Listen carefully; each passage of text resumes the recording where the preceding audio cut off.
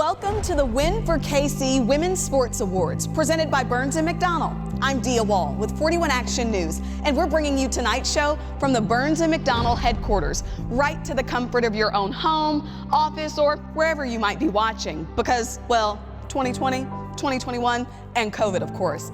Tonight's event is our way to honor National Girls and Women in Sports Day. We're saluting 6 from right here in our area for all they've accomplished, celebrating local high school female athletes, and raising money to support the mission of Win for KC. We'll also show you how an NFL official made some history at Super Bowl 55.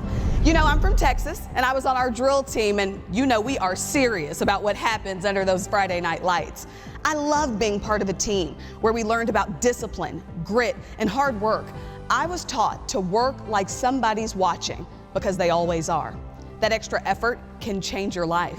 Win for KC's come a long way since being created back in 1994. That initial luncheon was intimate with 80 people, but now it's the largest event of its kind in the country. This year, the made-for-TV format means our audience is bigger than ever.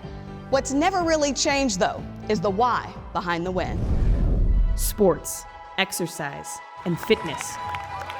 3 passions that connect us. Together, they build character and make us resilient.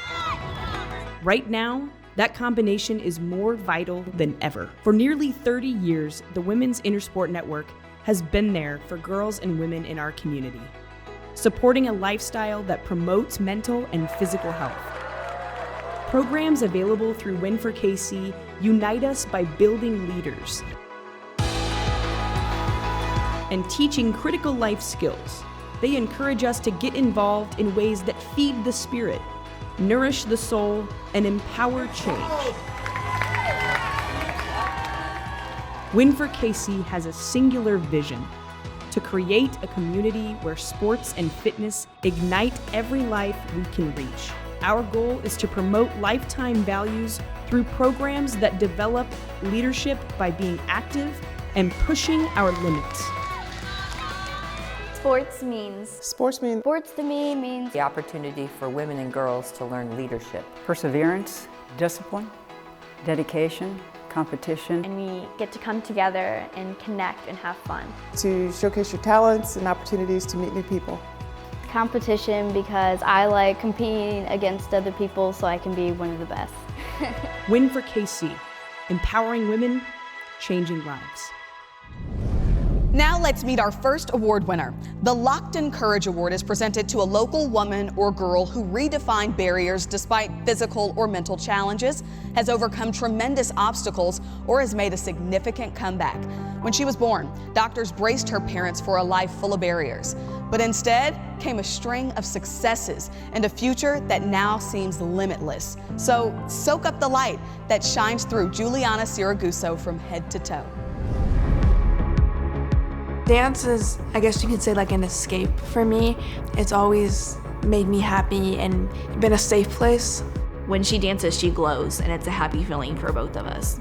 She's a great performer. She has these strong legs and can jump and can flip and attack her movement. It's taken a lot of hard work and time, but I don't know, I just love doing it and growing, and it teaches me so many life lessons as well.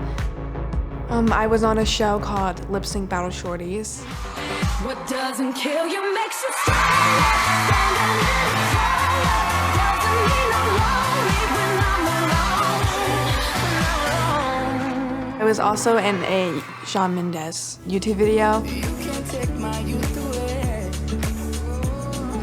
It was really cool. I was kind of nervous, but more excited because it's a pretty big deal.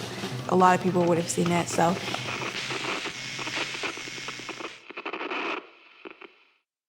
I am 95% deaf since I was born. She has auditory dysfrequency and neurological hearing loss.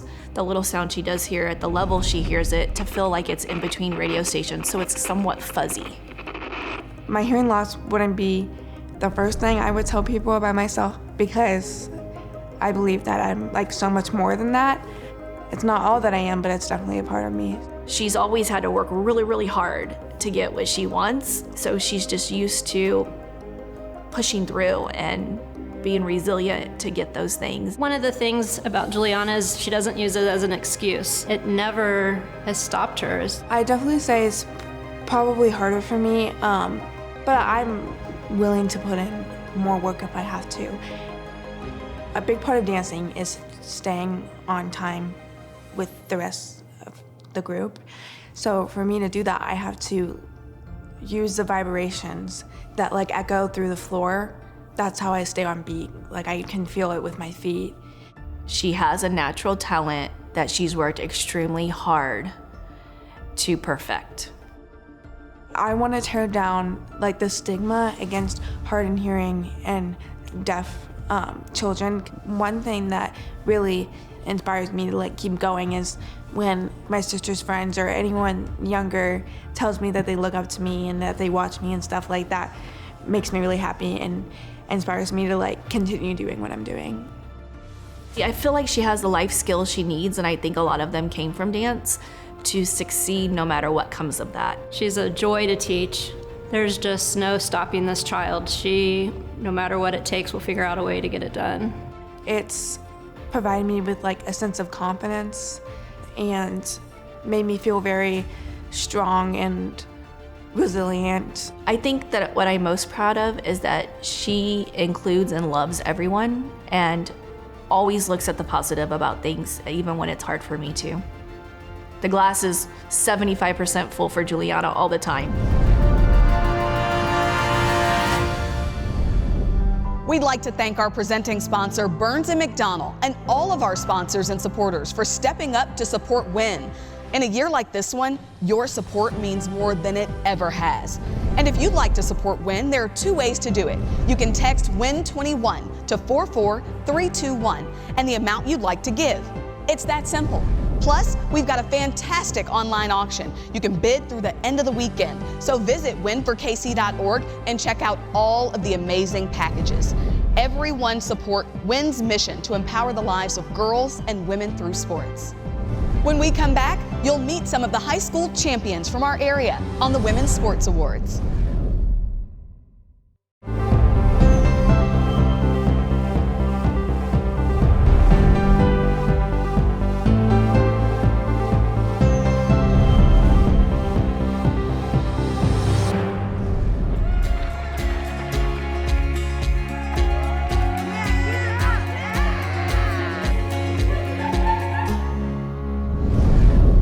Big thank you to Community America for sponsoring this year's celebration of champions. I have been so blessed to mentor girls through competitive dance and encourage them in their passion, proving that by pushing and believing in themselves, they can reach the summit. The Hallmark Cards Leadership Award is presented to an inspirational female who best exemplifies the characteristics of a mentor to female athletes of all ages. Our winner's impact stretched across generations, since the one thing she's not good at is retiring. Debbie Brown's dad is the first one to thank for that. That's where everything started, was with my father, because I would go out and practice baseball with my father's team. Our dad used to come pick us up for practice, and she'd always be with him in the truck and things like that. When you wake up and your father's going out the door to go play ball, that's what I did. I followed him. I mean, you could tell right away that she was an athlete, because she did everything we did. It was fun to get out there and chase a ball. The Central Missouri State University, I played 4 years of field hockey, women's field hockey, 2 years of softball. I played basketball for 3 years. I did 1 year of track. I got bored with it, but it was fun. I always wanted to be a teacher. My first teaching job, I found out about Special Olympics. Me being the sports-minded person, it was like, oh, this would be fun. You know, let's see what they can do. We got them in track and field, basketball. I had my own basketball team. I had a drill team. She would bring them in as our halftime entertainment. And you could just see the joy in her face, how much she loved them, how much she enjoyed teaching them. She expected a good performance out of them, and they brought it every time. I wanted to coach. I wanted to be like my dad. I wanted to be on the field, and I wanted to see growth. She's a great coach. She's a tough coach. You know, she likes to win, and so therefore you need to show up, you need to practice, and you need to play. When you look at her history, her commitment to the sport of softball, you know, I think 37 years, her 14 years of Special Olympics, I would think that would be a trailblazer to me. So it would also show a lot of leadership. I don't think she's ever tried to be a leader. I think she just naturally is. It's by example. It's like, Debbie's doing something, well, I want to do it because she's doing it. I'm just being me. I just do what I do. I don't want to see people just sit idle. Come on, let's get up, let's move. Is that a leader? I don't know. There are thousands of women in Kansas City that have depended on her over the years in so many different ways, and each one of their lives has been enriched because of their relationship with her. Something everybody talks about, community, but Brownie really brings it all together. She really makes it community and makes it family. You know, she's always giving, and it's our turn today to give back to her as the leader here in Kansas City.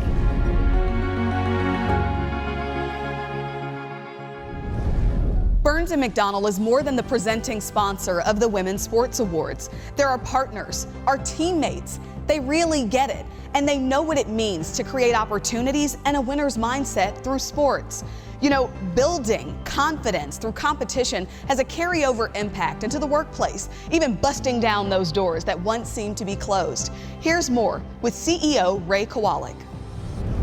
For 123 years, Burns & McDonnell has been calling Kansas City home.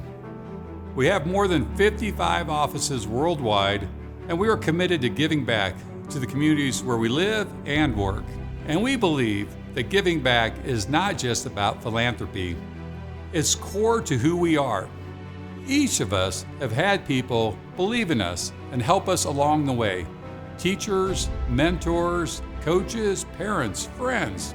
The good news is the number of women with science and engineering degrees has doubled over the past 2 decades. But our industry is still very underrepresented by women, so we need more. Sports is one of the most important learning environments in our society. You learn how to be a teammate, how to take risks, how to compete, how to work hard, and how to regroup when things don't go your way. As we look for the top talent to help us navigate our clients' biggest challenges, we want those strengths women who played sports bring to our business. In our company culture, giving is a duty, not a responsibility. For us, giving is a privilege, not a requirement. We develop programs that work to make the biggest impact and support organizations that do the greatest good, especially here in our hometown. The work that Win for KC does and the mission this team works toward every day is so incredibly important, perhaps now more than ever. Win for KC is an anchor for our female sports in our community. Females need sports and the lessons that come from them. As a dad with a daughter, I've seen firsthand the impact that sports can make on a girl's life. She was, and still is, an avid athlete and is now an engineer just like her dad. And in a year where our kids have spent more time on screens and less time connecting, moving, and thriving, Win for KC's work is vital. For that reason and so many more, as presenting sponsor of the Women's Sports Awards, we are proud to continue to support Win for KC, and we hope you will too. Still to come, meet our rising star and our lifetime sportswoman when the Women's Award celebration continues.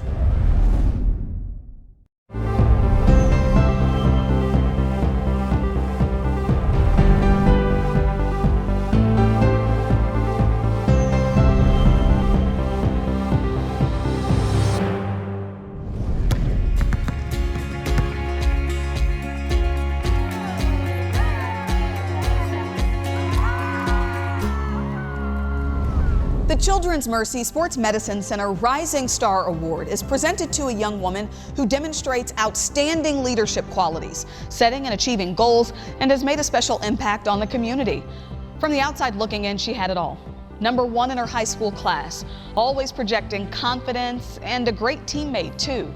Truth be told though, there was depression and anxiety she didn't want to talk about. Strength came through sports, and so did helping others. Here's the story of Morgan McGurk. She radiates positivity. She has a soft spot for people. She is such a mover and a leader. She's super, super, super funny. I'm really involved at my school. I'm an IB diploma candidate, and I'm also in student council and National Honor Society. I play tennis. You're not alone, even though it's an individual sport. You're never alone if Morgan's there. She'll come up to you and she'll say, "You got this, girl. Let's go Broncos. Come on, Christina, you got it." It's something that I do just to bring the mood of the team up. It also makes me feel better because when I'm encouraging others, I'm also encouraging myself. She just has a big heart and concern for others.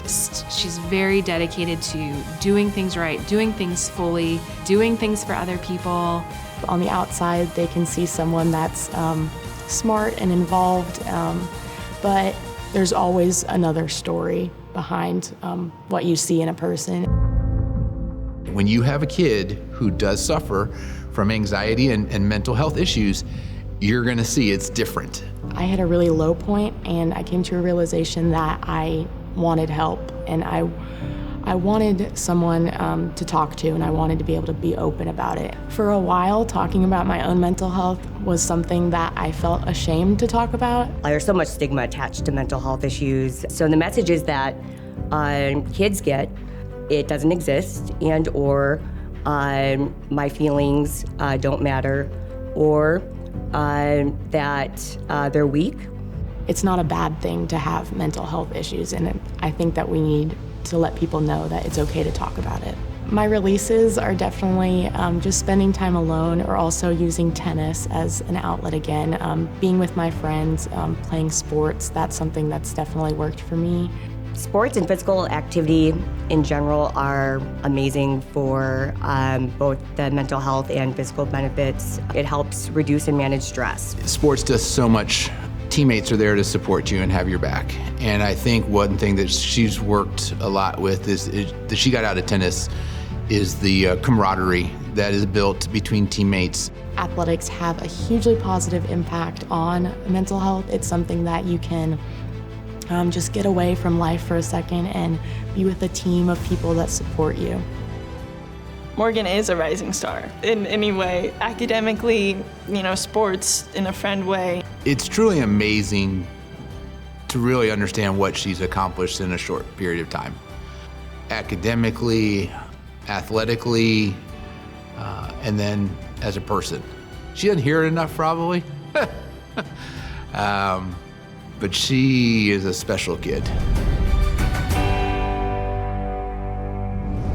The UMB Lifetime Sportswoman Award is something that strikes a chord with me. As a mom with 2 toddlers, I like to be active. That means teaming up with 4 other moms in a Run the Year challenge. Together, we'll run 2,021 miles this year. There's a team environment that goes along with that. The UMB Award is presented to a local woman, 55 or older, who demonstrates outstanding leadership qualities, encourages girls and women to get involved in sports and stay involved. At 88 years young, Pat Connor checks all the boxes in a world turned right side up by Granny Basketball. Well, it changed my life because when I got back into sports through Granny Basketball, it really energized me. My health had deteriorated. I was inactive for about 15 years. My fingers were curled up. My shoulders were almost frozen. I live in Wichita, so I wasn't really seeing the decline until it really hit hard. We went to KU Med and got therapy and medicine. About that time, I read an article in the newspaper that they were starting Granny Basketball. And I said, I'm gonna get well and I'm gonna play basketball again. I wasn't worth a diddle when I started because I could hardly walk. It was just awesome. I mean, it just renovates you, maybe a new person again. I'm just glad she found the basketball because she now has a passion. When I was growing up at Overbrook, Kansas, there were no sports for girls. I started college in 1950, and I actually thought I had died and gone to heaven because one of my friends invited me to play volleyball intramurals I didn't even know what volleyball was, but I thought, well, it sounds like a sport, so I think I'll try it. And immediately after that, basketball started, and that's really my love. And I chose my number 38 because when I played intramurals at KU, I was so lucky to make 38 points in one game. Clyde Lavellette, I copied his hook shot, and that was how I made some of my 38 points. Her strength is sports. It really is, and just her enthusiasm for it. You know, sports for me just makes you bloom. I think it even makes you grow physically, makes you grow mentally. I would be honored to be considered a trailblazer and pioneer in women's sports. Hail to thee, our alma mater. Hail, oh hail to thee, Granny Basketball! When we come back, you'll find out how our game changer helped her daughter get involved in a sport that's traditionally boys only. She kicked down a door that'll never be closed again. That's next on the Women's Sports Awards.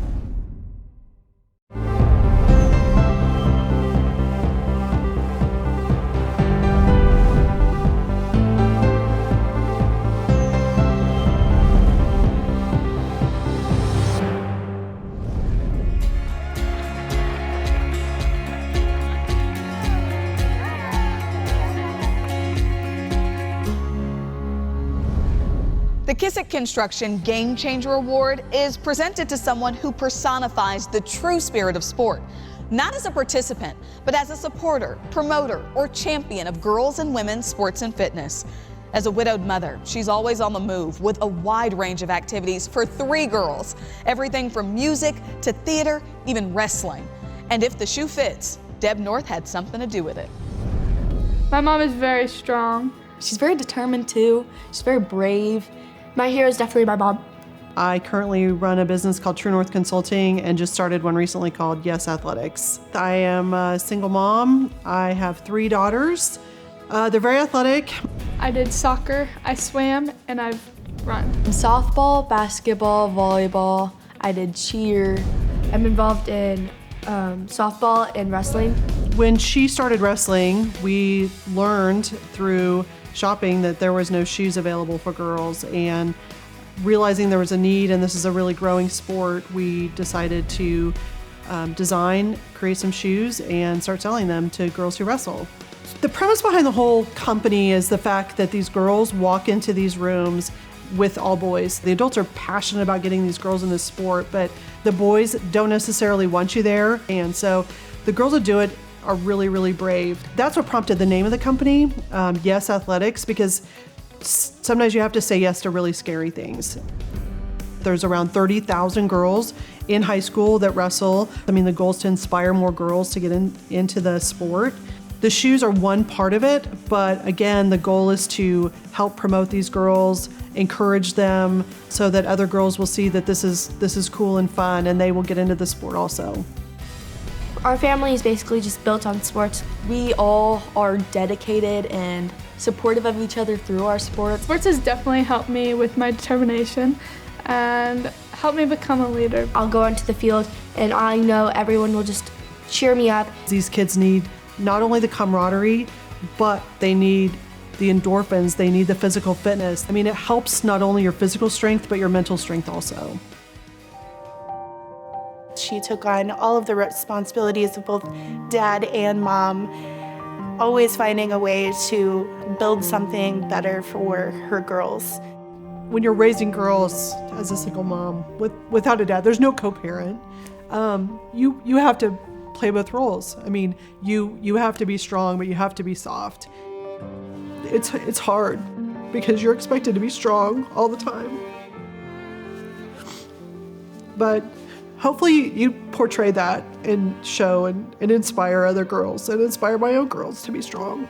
I feel like she's conquered so much and she still continues to live on. And I've wrote about her multiple times for my hero projects. Like if teacher goes, who's your hero? I'll write about my mom. She's really powerful, and when I'm like sad or something, she'll like help me feel better. And she shows me that if you put your mind to something, you can do it. She's someone who is strong, intelligent, driven. We need more people like that to follow. We need more people with drive but still have empathy and sympathy and caring. I'm very proud of my mom. She's definitely a game changer. I think with this business, she's gonna realize she's a game changer. And I do think my mom is a game changer. Coming up, we'll meet a high jumper who's training for the 2021 Olympics in Tokyo and see how sports helped her overcome a childhood of poverty and abuse. The BKD WOW Award is next.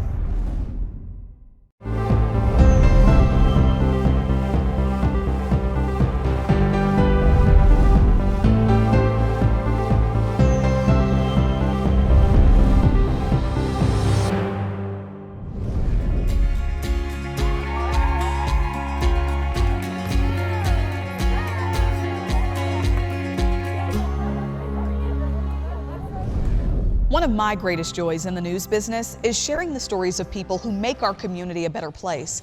We've done that tonight. The BKD WOW Award is presented to an individual or group who's made an outstanding impact on women and girls in sports. Our WOW winner made a habit of talking herself out of being successful. Accepting mediocrity was safe after a childhood that included the death of 2 brothers, sexual abuse, and poverty. Alcohol numbed the pain, but sports ultimately saved her life and led to notoriety as a national track champ and Jamaican Olympian. Here's Kim Williamson. I saw high jumping as a way out. It was my escape, but it was my escape from everything. She's great at what she does. She's strong.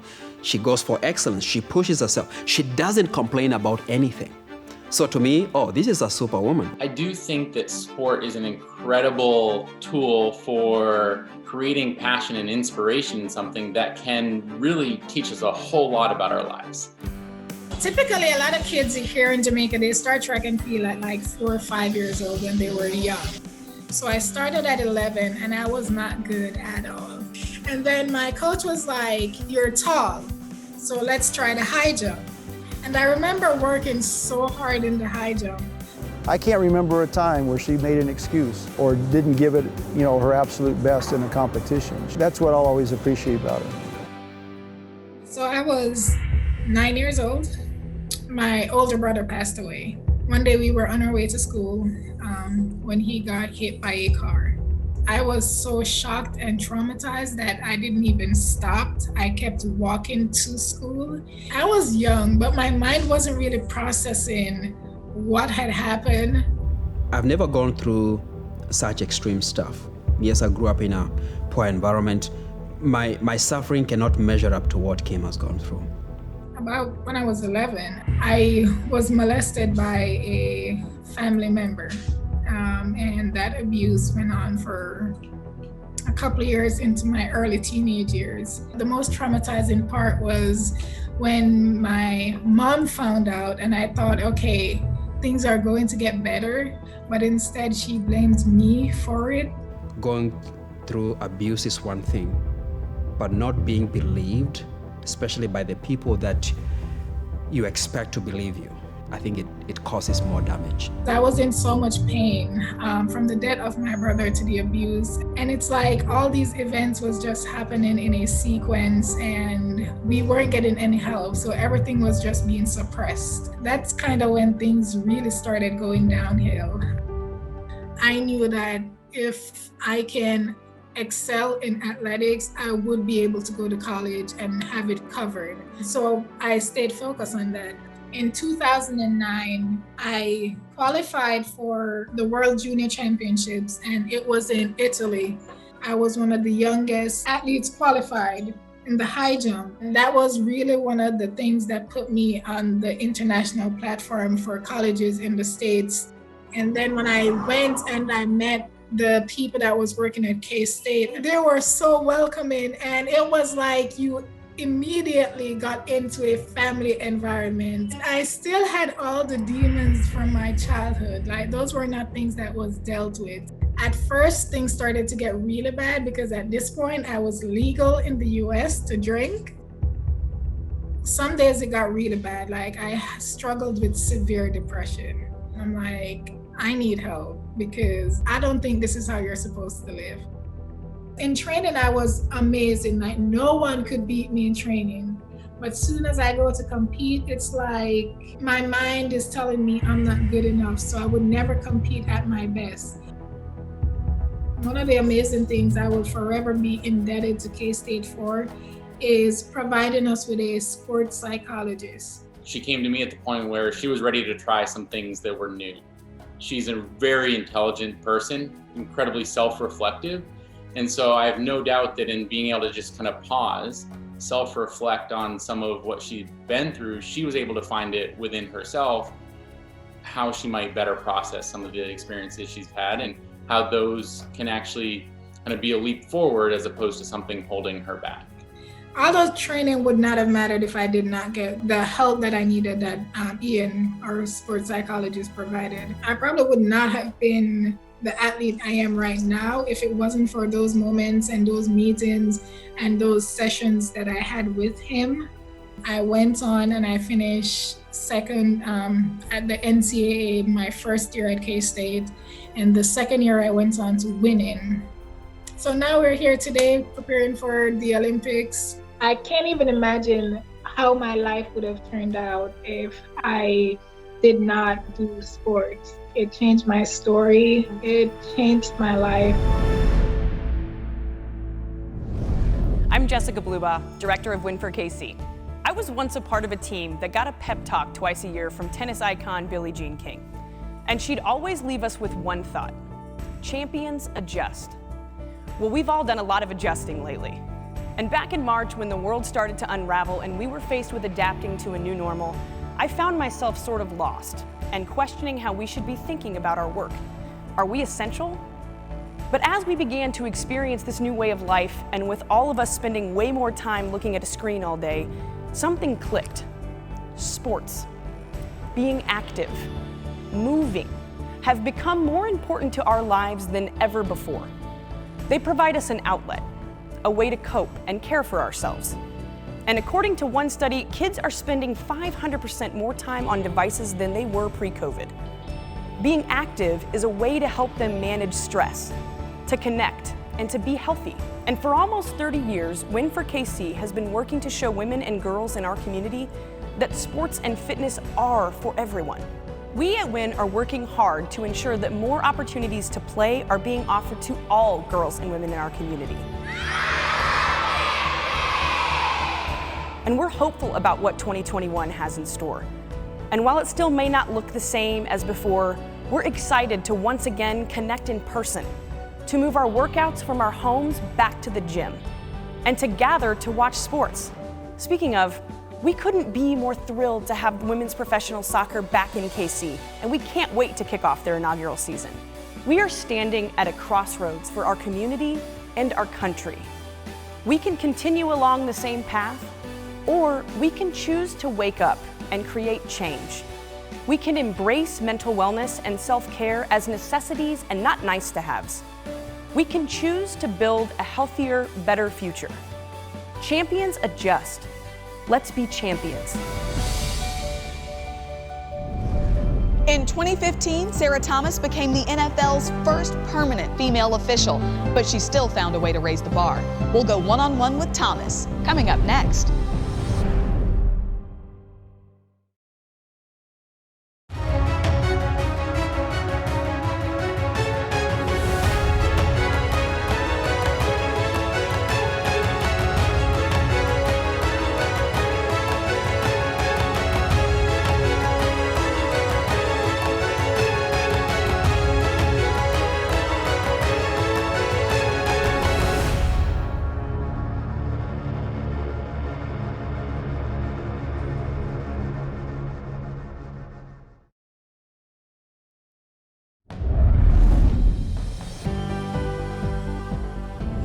On Super Bowl Sunday, Sarah took her place on an officiating crew with 88 years NFL experience and 77 combined playoff games.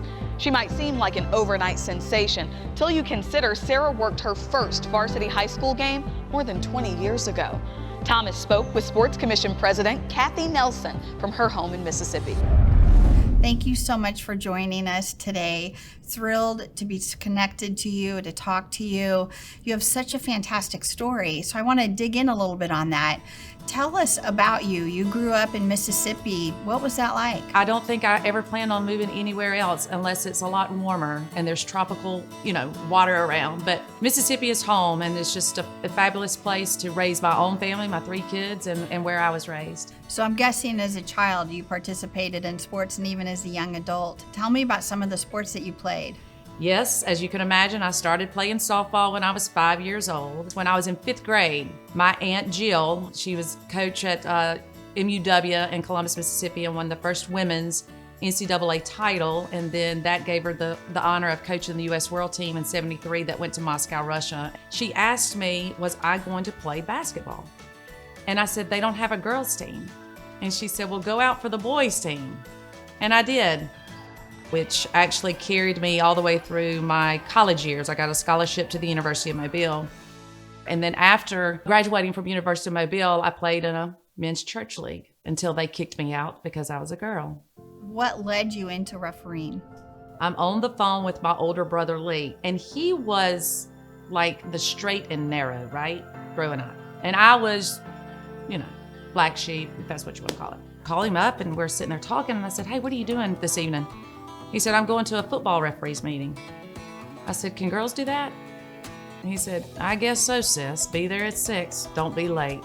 But Kathy, I didn't know that there weren't any women, because playing basketball, you saw female officials. It just never crossed my mind. And it's funny, George Nash was the gentleman at the front. He stopped dead in his tracks when I walked in, and he just watched me. And so to break the ice, I just said, hey, is this where you become a football referee? I had just got started, and this very attractive lady came to the door, and I thought it was somebody's girlfriend or wife. And I said, ma'am, can I help you? And she said, yes, is this where you learn to be an official? And I said, oh, hell. I said, that is just unbelievable. I joined the high school ranks, and like anything, I tell my kids this in life, start at the bottom. You've got to work your way up. Now you've got to remember, I had 2 babies during all this too. I guess I was the first referee to have a baby. Anyway, so my 10th season, I look at the guys and I said, I'm gonna give it up after this year's. Lo and behold, I get a championship game that year. And he's gonna have a conference. He's calling the referee, the umpire. She's gonna have a conference. How about that? And there is an NFL scout at this game. I had no idea that those people existed. He said, I think you've got what it takes to go to the next level. Well, he had my attention. He called me one day and said, I've got an official that I think you need to look at that would be a good prospect for Conference USA. And I said, okay, Joe, what's his name? And he says, his name is Sarah. I said, Sarah? He said, yeah, she's a she. He hires me, and he fails to mention to his boss, the commissioner of Conference USA, that he had hired a female. So when the roster of officials came out, I was listed in the roster as S.B. Thomas. Now, I knew who S.B. Thomas was, but nobody else did. What blows my mind is that in 2007, we still had to kind of suppress hiring a female. You have so many connections as your firsts in the NFL. Your first game. Tell me about your first game as an NFL official. It was uneventful, and that's what you want, whether you're on an airplane and you land safely or you're working a football game. You want it to be uneventful from that aspect of an official.